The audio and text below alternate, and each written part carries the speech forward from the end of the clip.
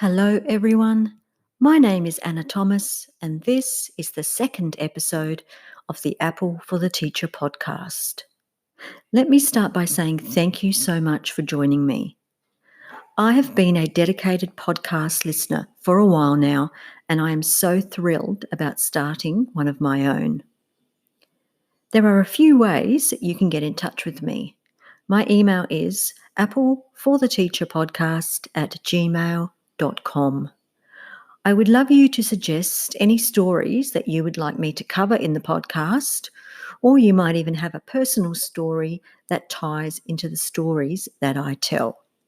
If so, don't hesitate to let me know, as I really would like this podcast to be collaborative. You could also record a story yourself, and I can include it in an episode. I have also created a Facebook page called Apple for the Teacher. It will have previews of episodes before they are released, and also photos and further information on the stories. I would love to see you there, and who knows, maybe you might even hear me give you a shout out in an episode. At the page, there is also a link to join the Facebook group. All you need to do is answer a few simple questions to get your membership approved, and then we can interact in a safe and private place.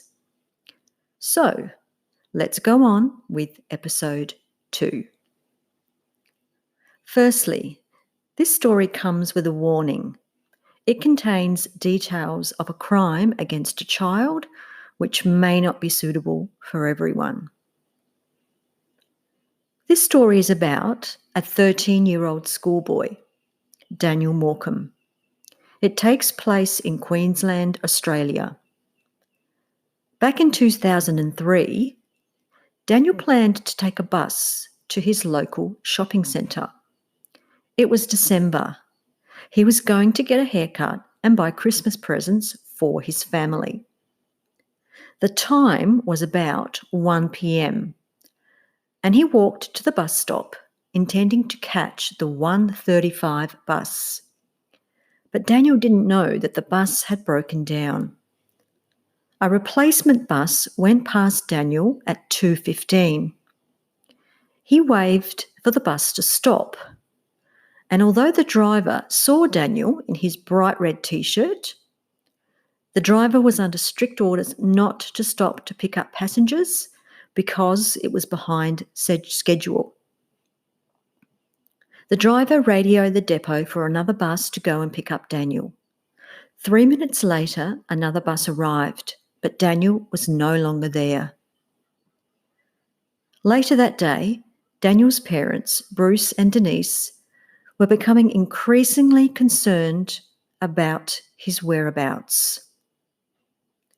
What followed was one of the biggest police investigations in Queensland history. 2 weeks after he disappeared, police set up a mannequin at the bus stop in clothes like Daniel was wearing at the time in an attempt to jog people's memories. As the weeks and months passed by without any sign of Daniel, the state government announced the biggest reward in Queensland's history of $250,000 and possible indemnity from prosecution to help solve the baffling disappearance. Daniel remained missing until finally there was a breakthrough in 2011, 8 years later. It was confirmed by police a man had been arrested for the abduction and murder of Daniel. The police posed as gangsters in an undercover sting and tricked him into confessing to the murder. He was found guilty and is currently serving life in prison, but is eligible for parole in 20 years. About a month after the arrest, the police found a pair of shoes and human bones with DNA tests proving they were Daniel's. 9 years to the day after he vanished, Daniel was finally laid to rest.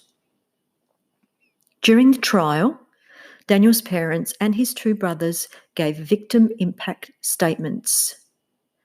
Daniel and his brother Bradley were actually twins, and Daniel went missing 12 days before they were due to celebrate their joint 14th birthday.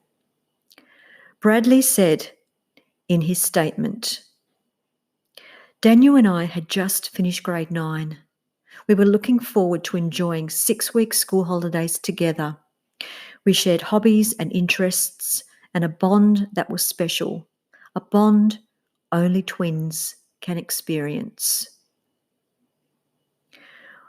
What he said here really struck me because, from the point of view that although what happened affected everyone so immensely, it makes me think about the bond that twins have. Perhaps you might be a twin, can share your story about that special bond that twins have. Just contact me if you'd like to share your story. So, as this was a story about a crime against a child, I was reluctant to share it in this podcast. I deliberately didn't go into too many intimate details about the crime because that's really not what I want to do with my podcast. What I'm going to do instead is to go on to talk about the wonderful work that Daniel's parents have done in his honour and how his death has and will continue to benefit children. Daniel's parents, Bruce and Denise, have gone on to create the Daniel Morecambe Foundation. Its goal is to educate children about their personal safety and make all communities safe places for all children. They assist victims of crime and support families of missing persons. The foundation, in partnership with the Department of Education, has developed the Daniel Morecambe Child Safety Curriculum for Queensland schools. I have personally taught this curriculum in my classroom. Every year in October, the foundation runs the Day for Daniel, which is held in many schools throughout Australia. Red is the signature colour, as Daniel had been wearing a red t-shirt when he disappeared. It's a day that students and teachers wear red, remember Daniel, raise money for their foundation, and discuss how to stay safe.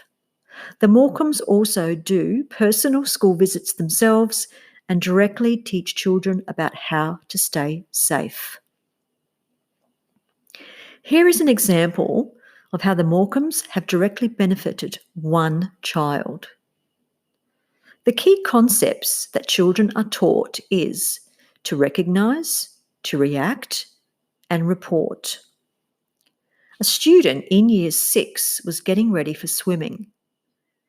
Her teacher told her that the toilets were full and told her to use the disabled toilets. As she was changing, she noticed a small digital camera and it was recording. This is where the Daniel Morecambe training quite literally changed her life. She recognised this threat to her safety, and although she was the most scared she's ever been, she took herself to the office to report it to the principal. He attended the toilet and confirmed that the camera was there and recording. The school's initial response was swift and thorough. The school was put into lockdown and a team was sent out to process the school, the classroom, and all internal technology. The teacher was terminated on the spot. This story is just so close to home to me because we do exactly the same thing. When we go swimming, the children change in the toilets at school. And it's just beyond my comprehension to think that a teacher in my school would be capable of doing such a thing. The Morecambes have also created the Help Me app. It's a great way to not only keep kids safe, but to assist people of all ages, covering all kinds of personal emergency situations. A button pressed sounds a warning and allows you to send an SMS text to 2 nominated safety numbers as part of your trusted safety network. Included in the text are GPS coordinates from where the text was sent, so the sender can be located, or a last known place of contact is indicated. Now, here's something else interesting about this story, which involves tattoos. Yes, tattoos. Daniel's mother got a tattoo of the word Daniel and a red ribbon on her ankle, while Daniel's brother Dean also has a tattoo on his arm dedicated to his brother. His father Bruce had been contemplating a tattoo for a while, but was waiting for the right time. And when Daniel was finally found, he decided this was the right time. The tattoo on his left forearm is an image of the Glasshouse Mountains at sunset, with the words, "Never forget," written underneath. Daniel's remains had been found in swampland at the Glasshouse Mountains in Queensland, which are situated near his home. A memorial was also created for Daniel at the bus stop where he vanished. There is a plaque with a dedication to him, and some trees were also planted, which are now quite large. So that's the end of Daniel's story. I will put some photos on Facebook and also links to the Daniel Morecambe Foundation, which showcases the wonderful things that his parents have done and continue to do in the honour of their beautiful boy.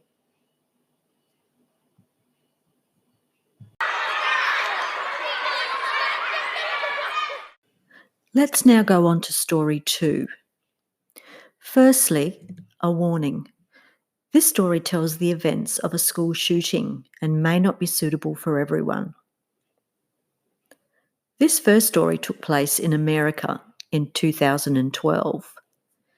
It revolves around a first grade teacher named Kaitlin Roig DeBellis. It was the start of the school day, and she played the song "Oh, What a Beautiful Morning" to her class. Shortly after, shots were heard. Kaitlin had 15 students, aged 6 and 7. She heard gunshots in the adjoining room and had to think quick. Hers was the first classroom you come to as you enter the school, so the noise was just feet away. She jumped up, closed the door, and turned off the lights. She ordered her students into the only hiding place, a very small toilet cubicle that measured 3 by 4 feet, which is about 90 centimetres by 1 metre 20. She crammed students into the extremely small space and had to fit 3 children on top of the toilet. One boy was shaking so hard he caused it to flush in a moment when silence was a matter of life and death. She moved a storage container in front of the door, shut it and locked it, and told her students to be quiet. She whispered that everything would be fine, that there were bad guys out there, but the good guys were coming to get them. Kaitlin knew something unthinkable was happening in the next room, and it had. The students and teacher had been killed. She believed they were about to be killed as well, and told them, "I need you to know that I love you all very much," and they all prayed together. The students told her they wanted their mum and that they didn't want to die. She tried her best to reassure them. One little boy said, "I am so good at karate. I think I can take on the bad guys." After a while, silence fell, and they sat huddled together, listening intensely for any sounds. Then came a sudden knock at the door. Disbelieving, Kaitlin refused to open it. It ended up being a SWAT member leading the group to safety. The ordeal had finally come to an end after 45 minutes, but not before 20 students and 6 teachers lost their lives. The shooter killed himself. Sometime after the event, Kaitlin reflected on why her classroom was spared. Following a lockdown drill weeks earlier, she had failed to remove a piece of black construction paper covering the small window in her classroom door. The shooter may have thought the classroom was empty because the door was closed and the window covered. Following the tragedy, Kaitlin and mental health professionals at the school were doing their best to help the children adjust. But she felt more changes were needed to be made to make the school safer. She petitioned for metal grates on the windows, a reinforced door, a fireman's ladder or rope ladder so escape could be possible. The administration refused on the grounds that the ladder could be dangerous to students. They also said the school was incredibly secure and the police would be taking special care of the school, including surveillance from police cars. She continued to press the issue, but she was told she either needed to accept that she wouldn't get what she wanted or take a leave of absence. She chose the latter and ultimately resigned from her position.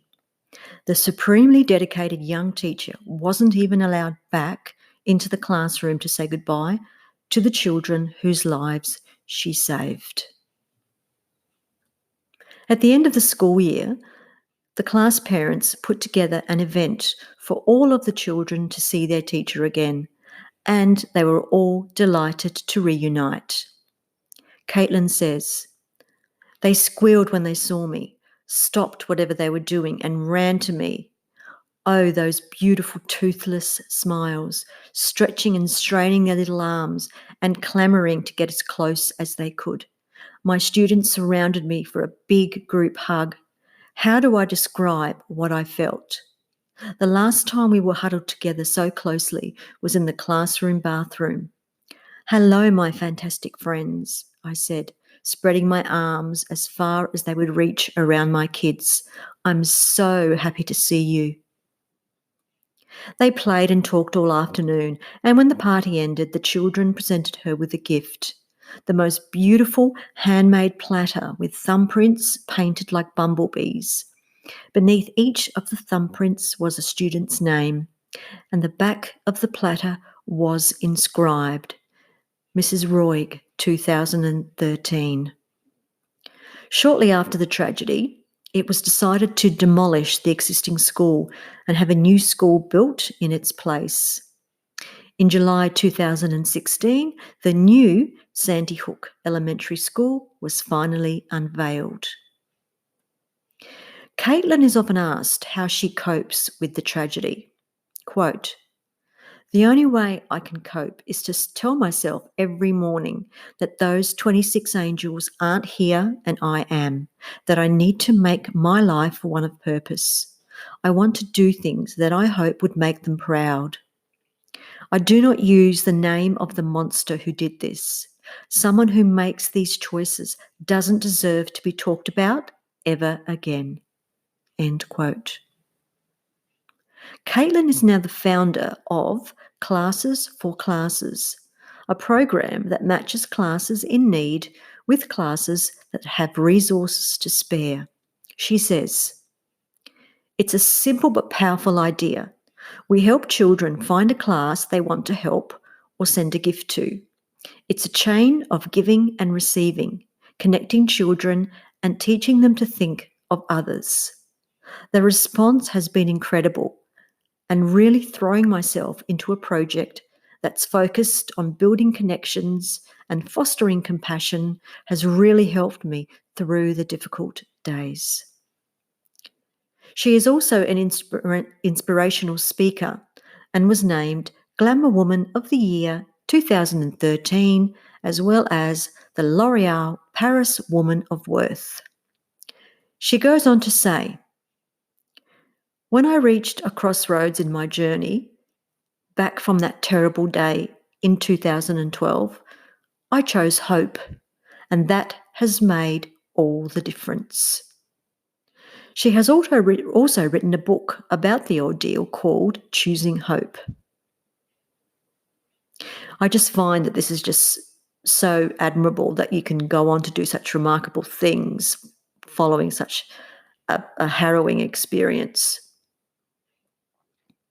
Now I'll go on to talk about a few other things that happened after the event.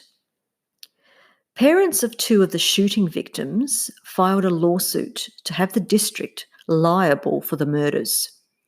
The parents accused school officials of failing to follow mandatory security guidelines that could have saved lives.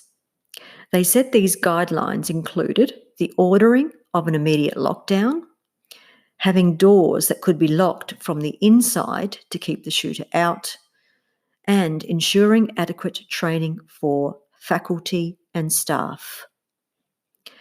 The court rejected the appeal, saying, quote, "It is clear that the adoption of the school security guidelines by the defendants was an act of discretion encompassed within their general duty to manage and supervise their employees and school children, and therefore was protected by governmental immunity," end quote. Now, I'm not sure exactly what that means, as I'm not a lawyer and don't understand that sort of legal terms. The parent's lawyer said that he plans to appeal the case to the Supreme Court. Quote, "Our children and the families have lost their children. They deserve to know that we are doing all we can to create accountability so that schools have no choice but to keep them safe, whatever the cost," end quote. One of the parents who filed this lawsuit also had to deal with further grief. Noah Posner was one of the students killed.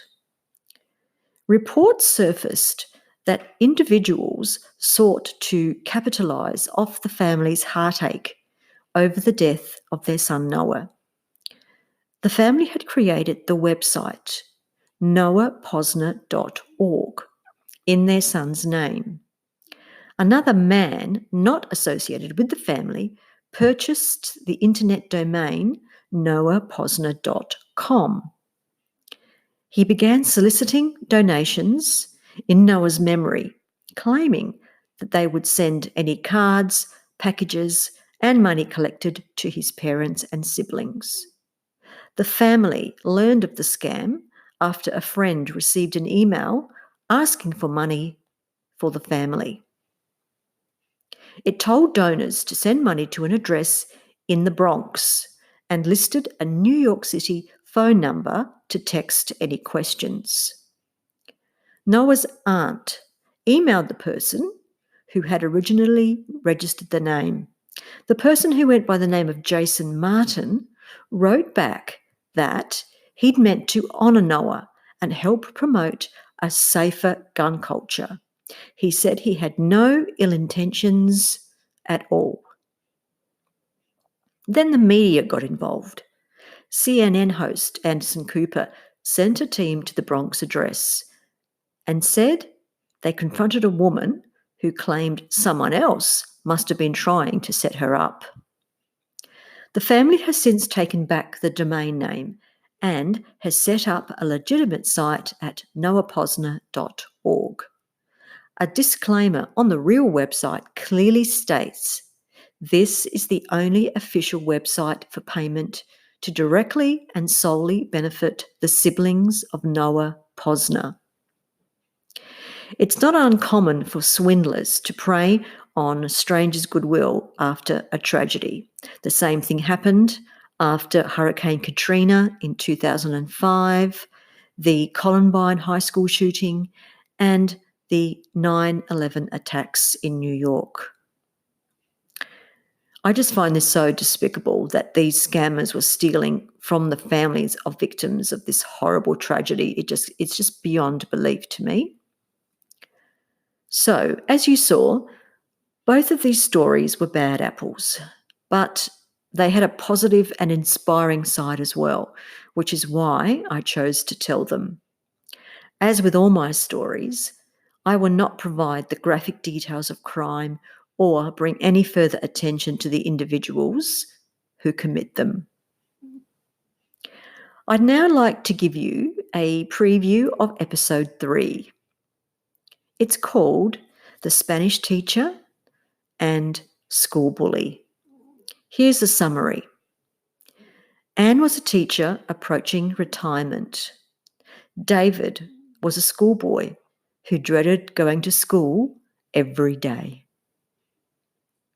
Well, that almost brings us to the end. I look forward to seeing you on the Facebook page or in the group.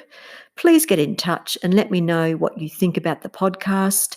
Any feedback or suggestions would be warmly welcomed. So to end this episode, I will leave you with this quote.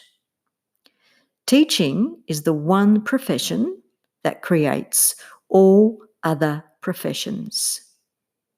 Bye for now, and remember to be a good apple.